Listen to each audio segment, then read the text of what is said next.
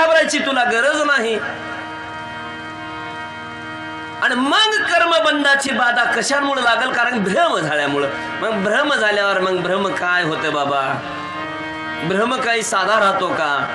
भ्रम म्हणजे असा आहे की व्याघ्रा संसर्ग सिद्धी जाईल, सांगे हळाहळा जिरेल, सेविलिया काही. कर्म इतकं सोपं आहे, निष्काम कर्म करा, ईश्वरास अर्पण करा, सोपं आहे. कर्म इतकं कठीण आहे, हागा सर्पेशी खेळू येईल. किती कर्मदांड काय. जर कर्म मी केलो जर म्हणलं, म्हणून म्हणतात कर्म जर मी केलो जर असं ठरवलं तुम्ही तुमच्या अंतःकरणाला, तर तुमचं जीवन कसं झालं? सर्पासंगाटी खेळल्यासारखं. कवा चावल्याचा पता आहे का? नाही. किंवा वाघाचं घर आहे, वाघाचं घर म्हणजे भोया, बाहेर गारा पडलेल्या म्हणून मध्ये गेलो तुम्ही, बाहेरच्या गाऱ्यापासून वाचलो बरोबर आहे, पण वाघापासून वाचल का? नाही. किंवा थोडस चमच्याभर विष पिलो, वाचाल का? जसं ही शक्य नाही आहे तसं कर्मबंधातून तुम्ही मुक्त होणार नाही. कारण संभ्रम जर झाला तुम्हाला, तर मी करता असं जर तुम्ही ठरवलं. म्हणून मी देह म्हणता ब्रह्महत्या कोठी. 1 करोड ब्रह्महत्या लागते. ब्रह्महत्या म्हणजे कळलं का? ब्राह्मणाला मारलं की ब्राह्मण हत्या, बरोबर आहे. अहो कुणीही ब्राह्मणाला नाही, वेदोक्त ब्राह्मण, रात्रंदिवस देवाचं चिंतन करणारा जर ब्राह्मण मारला, तसे 1 करोड जर ब्राह्मण मारले, त्याचं किती पाप लागत असल्याचा काय अंदाज आहे? नुसतं मी देह म्हटलो तर एवढं पाप लागत असते. मी देह म्हणता म्हणजे मी करता म्हणता, मी देह म्हणता ब्रह्महत्या कोटी. येऊनिया पाठ थापटती शाब्बास रे पट्ट्या. कोण? 1 करोड ब्रह्महत्या येऊन पाठीवर हटायला, शाब्बास शाब्बास, माझं गिराईक आहे, तू कस्टमर माझे. लक्षात बसलं का तुमच्या? देखे खेळता अग्नी लागला, मग तू न सावरे जैसा उधवला तैसा इंद्रिया लळा दिदला भले नोहे. लक्षात असू द्या. कारण वासना फार मोठी चोरटी आहे, ही महाचोरटी आहे. विषयाच्या लळा पुरवणे बाबा, आत्मज्ञानाकडे जा. आत्मज्ञानीने कर्म जर केलं तर ते कधी आत्मज्ञानी कर्मामध्ये लिंपत नाही अर्जुना. आणि सामान्यकडे आलास, जर मी देह असा जर भ्रम तुला झाला असेल बाळा, तर तू हे आहे की जसं खेळत खेळत अग्नी जर लागली तर सावरत नाही माणसाला. खेळत खेळत जर अग्नी लागलं सावरत नाही, तसं खेळत खेळत जर इंद्रियाचा लळा पुरवलास तर मग भलं नाही. अर्जुना एरवी तरी अर्जुना या शरीर पराधीना, का नाना भोग रचना मिळावी हो. अरे काय सांगू आता तुला अर्जुना. अरे या शरीराचा लळा किती म्हणून पुरवायचा रे अर्जुना. या शरीरालाच मी कवर म्हणायचं. बर चल तुझ्या म्हणण्यावर बोलू. हे शरीराचा लळा रात्रंदिवस कष्ट करून शरीराचा लळा पुरवतो माणूस. वाटेल ते कपडा, वाटेल ते खाऊ, वाटेल ते साबण, वाटेल ते रचना कचना, वाटेल ते या शरीराचा लळा पुरवतो. पण शरीर कशाचं बनले कळतंय का? पंचभूताचं बनलेलं शरीर. ज्या वेळेस आत्माराम या कुडीला सोडून जात असताना हे पंचभूतात विलीन होते. पृथ्वी मातीचं देह मातीला जातं, बरोबर आहे.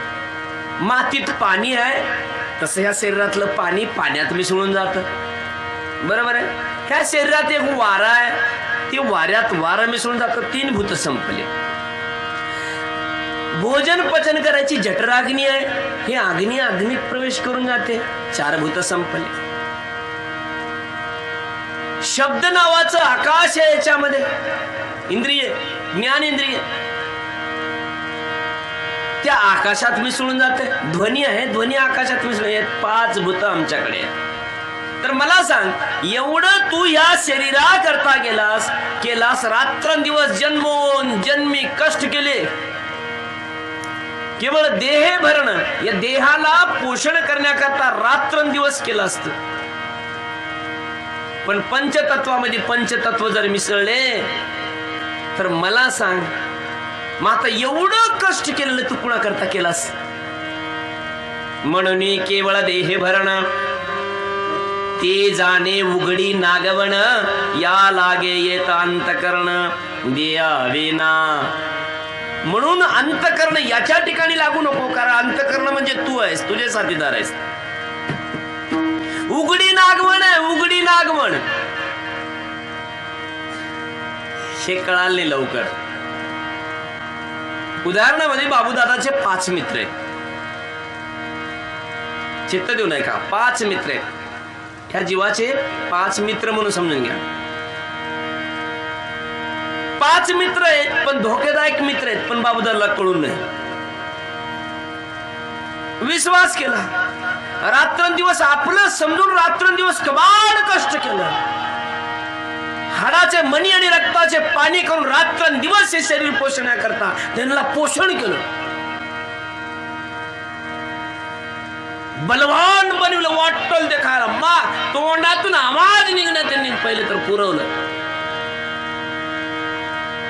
कुठल्याच गोष्टीची कमी पडू दिली नाही. एक क्षण सुद्धा स्वतः करता विचार केला नाही. दृष्टांत लक्षात असू द्या. एक क्षण सुद्धा स्वतः करता विचार केला नाही की माझं कसं, ह्या 5च पोट भरतो पण माझं कसं, असं कधी विचार आलेला नाही. इतका प्रेमात लुब्धून गेला. सारी दुनिया तुम मेरी हो, सर्व तुम्हीच माझे आहात, तुमच्याशिवाय माझं काहीच नाही. मी आहे ते तुम्ही आहात, तुम्ही ते मी, ठरवलं. पण भयंकर एक वेळ असा आला, महाकाळ प्रगट झाला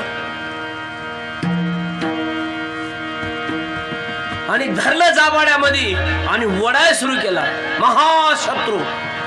त्यावेळेस हा जीव, हा उदाहरणामध्ये बाबूदादा, हा जीव त्या 5 मित्राला हाक मारतो, ए मित्रा, मी संकटात आहे, मला सोडव.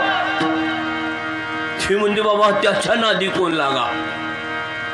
अरे पण मला धरलंय. आमचं बळ त्याच्या पुढे चलत नाही. अरे उगा प्रेमी हाताला धरून तरी मागे वडा. अजिबात. देखत 5 जणांनी 5 मित्र 5 वाटाला निघून गेले. त्यावेळेस तळ तळ तळ करायला सुरू केला. आत्मा देवा, अरे मी कुठंच विचार केला नाही, काय घडी आली.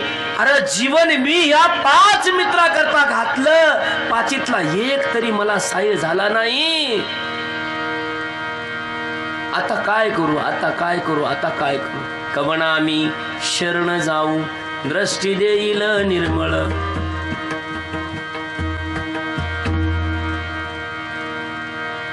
हे नासिवंत शरीर जाणार सकळ, आयुष्य खातो काळ सावधान. हे नाशिवंत शरीर जे 5 मित्र आहेत, हे 5 मित्र ज्याच्या वाटण निघून जातात. अंतिम समयाला कोणी तुमचा होणार नाही. म्हणून आजपासून सावधान व्हा. हे जे आहेत हे धोकेबाज मित्र आहेत. यांची सामर्थ्य त्याच्या पुढे उभा टाकत नाही, कारण हे टिकत नाहीत. म्हणून तुमचं भलं तुम्ही करून घ्यायचा प्रयत्न करा. हा तरी पण ह्या शरीराला कळू देऊ नका, मित्राला ह्या कळू देऊ नका. कारण का आजच सोडून देतील तुमचा साथ. तवा सोडायचे आज सोड, पण जाणून राहा की शेवटला हे मला साथ देणार नाहीत. ह्यांच्यावर मला भरोसा करून जगायचं नाही, कारण हे नासके आहेत. हे शरीर जात आगवे, नासिवंत स्वभावे, म्हणून तुवा झुंजावे पंडुकुमारा. हे शरीर जात आगवे, नासिवंत स्वभावे. ह्याचा स्वभाव नाश काय जाणून चला. बरोबर आहे. याज हे येडे देवाचे भजन, अनेक हे साधन नाही कोटे. खरंय, एवढा फायदा त्याच्यावर करून घ्या, कारण 5 मित्र उग बळाला. पण मध्ये ठरू नका की हे बलवान आहेत आणि मला सोडतील म्हणून. आपुली आपण करा सोडवण, संसार बंधन तोडावेगी. आपली सोडवण आपण करा, हे मित्र तुम्हाला सोडणार नाहीत. म्हणून एवढी शरीराची लाड पुरवू नका, कारण म्हणून केवळ देह भरण ते जाणे उघडे नागवण. म्हणून म्हणतात एरवी इंद्रियाच्या अर्था सारिका विषयो पोखिता, संतोषोके रचिता. संतोष नावाची वस्तू तुमच्याकडे प्रगट होणार नाहीये, कारण हे इंद्रियाच्या अर्था सारिका विषयो पोखिता.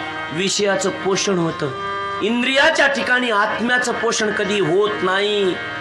तुमच्या जीवाचं पोषण होत नाही.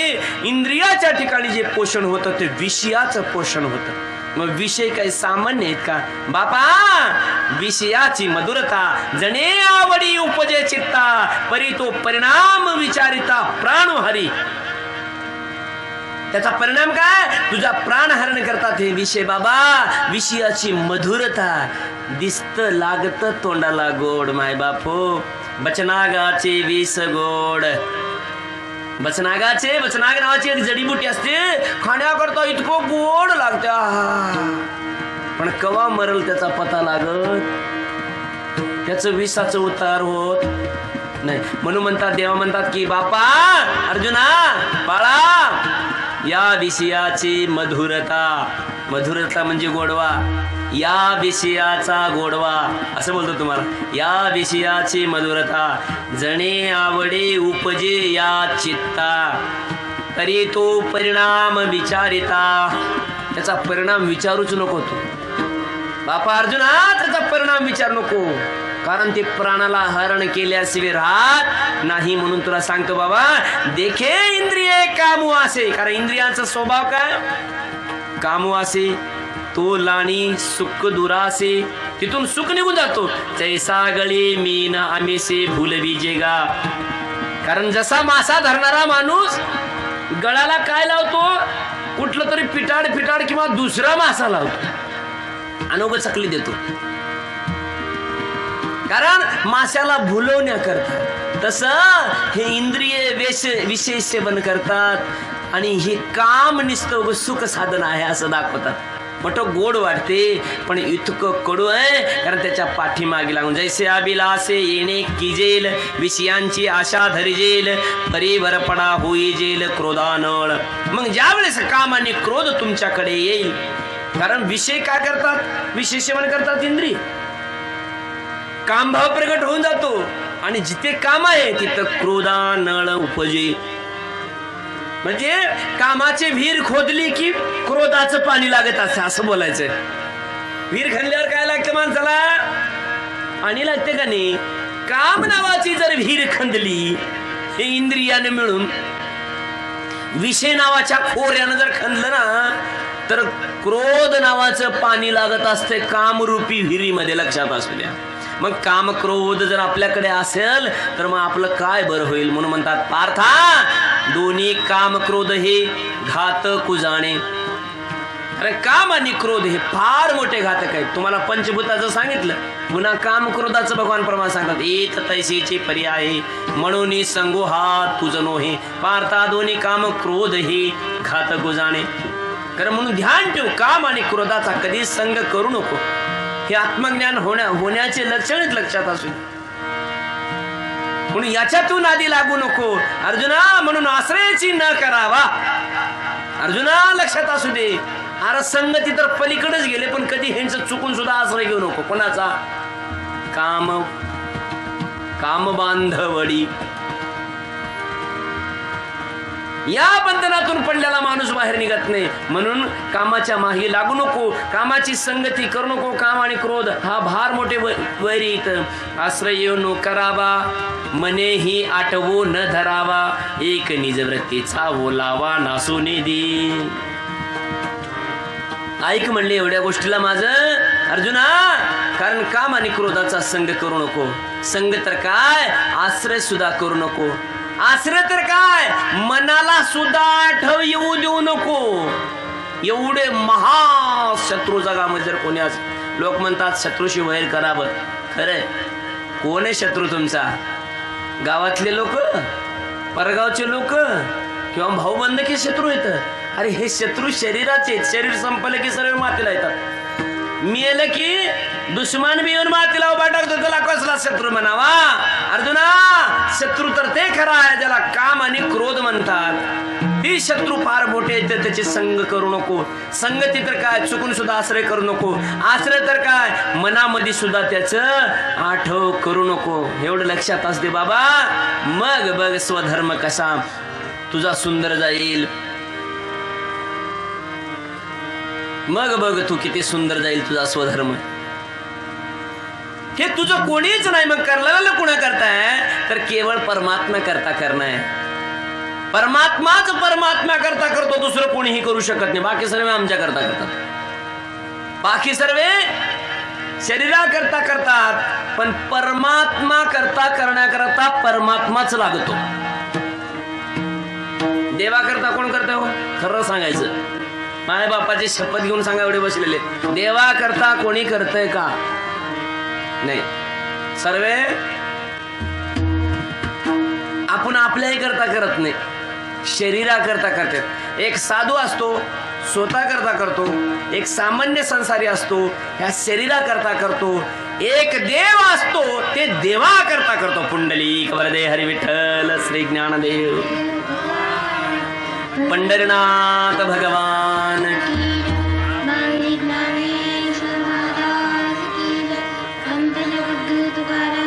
म्हणून ध्यानात असू द्या की बाबा की हा स्वधर्म आपुला जरी का कठीण झाला तरी हाच अनुष्ठीला भला देखे. हा विषय जे आहे आता इथून थोडासा परिवर्तन होतो.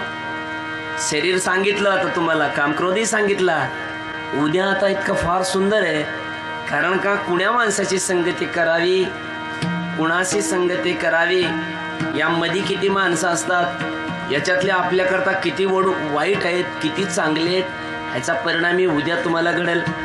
ज्ञानेश्वरी, ज्ञानच ईश्वर आहे. वाचवणारा ज्ञानेश्वरी वाचवतो म्हणून त्याला ईश्वरी प्रगट होत असते.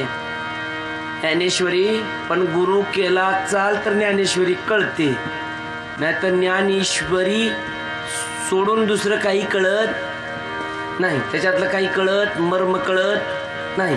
म्हणजे लहान लेकरं मोठ्या भावाचे पुस्तक घेऊन हे घर हा, हे बंगला हा, हे बाहुली हा, हे कुत्र हा, हे डुकरा, एवढंच म्हणावं लागते. त्यानं जर काही शिक्षण शिकलेलं तर घर नाही, घरामध्ये राहणाऱ्याचा इतिहास आहे पूर्ण वाचन करून घेईल. जर शिकला असेल तर म्हणजे गुरुपुत्र असेल तर ज्ञानेश्वरी कळते. मायबापू थोडे दिवस राहिलेले, वेळ नका गमू, कारण साधन आहे. ज्ञानेश्वरी म्हणजे साधन आहे.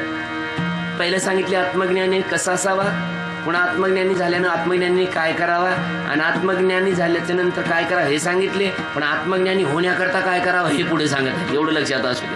पहिलं म्हणले आत्मज्ञानी व्हावं, आत्मज्ञानी झालं की कर्माचं बंधन लागत नाही, हा पहिला उद्देश देवाचा आहे. पण आत्मज्ञानी झाला बरोबर आहे, कर्माचं बंधन लागत नाही हे बरोबर आहे, पण आत्मज्ञानी व्हायचं कसं ही साधना सुरू केली देवानी. मग आत्मज्ञानी होण्याचे साधन आहेत. कर्मबंधनापासून मुक्त व्हायचं म्हणजे आत्मज्ञानी झालं पाहिजे. कोणत्या देवाचा बाप येऊन सोडवणार नाही मला कर्माच्या बंधनामध्ये, म्हणून आपला आपण करा सोडवणार. जर स्वतःच्या हातात स्वतःची सोडवण आहे ताकद, पण दुसरा येऊन कोणी सोडवेल ह्याच्या भरोशावर कधी बसायचा नाहीये. असं जर काही असलं तर बसा दुसऱ्याच्या नावावर, त्यानं तुला सोडविल असं म्हणले असे संतांनी, पण नाहीये. आपली आपण करा सोडवणं, संसार बंधन तोडा बेगी. संसार बंधन म्हणजे उद्या लेकर बाळ सोडून पळून जाचाल, मला शिवा देतील गावातले लोक, तसं करू नका. संसार तुमच्यातला दाखवलं मी, सुरू केले. शरीर, काम आणि क्रोध, इंद्रिय सांगितले. आता ह्याच्या पुढचं काय आहे ते उद्या सांगू. झालेली सेवा परमात्म्याच्या चरणी पूर्णपणे समर्पित करून सेवेला पूर्ण विराम देतो.